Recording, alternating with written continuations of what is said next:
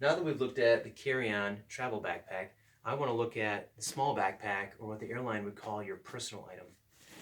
With this, I chose a small camelback backpack that I've used on other trips, but here, one of the things you're going to want when traveling is a way to have some water with you. This works great for on the airline. It also is useful in a rental car when you don't want to have a full water bladder that you're monkeying around with, which can be kind of annoying to have to fill. This can just go between the seats or in the side pocket in the vehicle. So a small water bottle fits in the side, locks in so it can't fall out. The main compartment of this is mostly full with a jacket. It's a puffer jacket, it's nice and warm, it compresses down, it can even fold into its own pocket, but if you store it that way too long, it damages it. But for me, on the airplane, sometimes it gets cool. I like to have a little blanket so I can take a nap. This works really well for that. It's also can double even as a pillow up against the side of the airplane. So very compressible and warm. Inside of here, I just threw some miscellaneous stuff, a flashlight, some sunscreen. I didn't know what else to do with this. I just threw it in my carry-on. Again, because it's a liquid, it's easy to get at if the airline wants to see it. Always bring food and, of course, peppermints when you travel. And here's just a little medical bag. I've got an inhaler in there. I've got some eye drops. I even brought some melatonin this time so that if I wanted to take a nap on the plane, if we were going to be doing an overnight flight, I could fall asleep faster.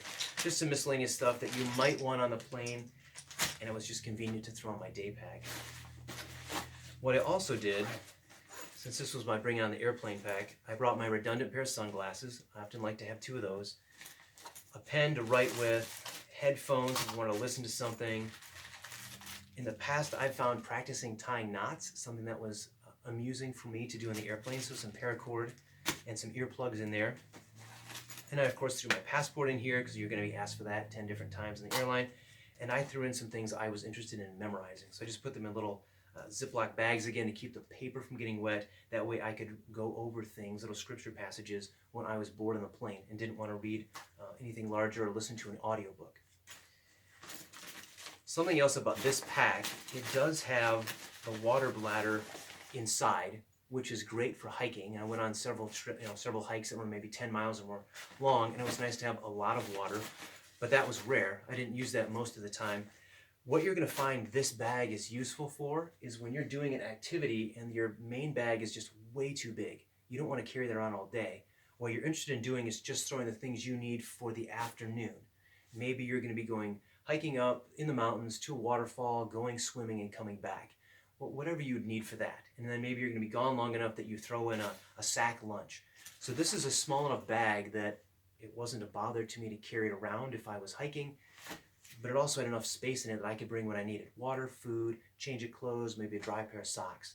So a versatile bag, and something just to remind you of, the way things were packed here is the way I packed them for being on the airplane. Once you get to your destination, you're going to end up moving things around because you're going to want this bag to be very accessible. Your other bag might just be in the back of an SUV, or maybe you leave it at your Airbnb.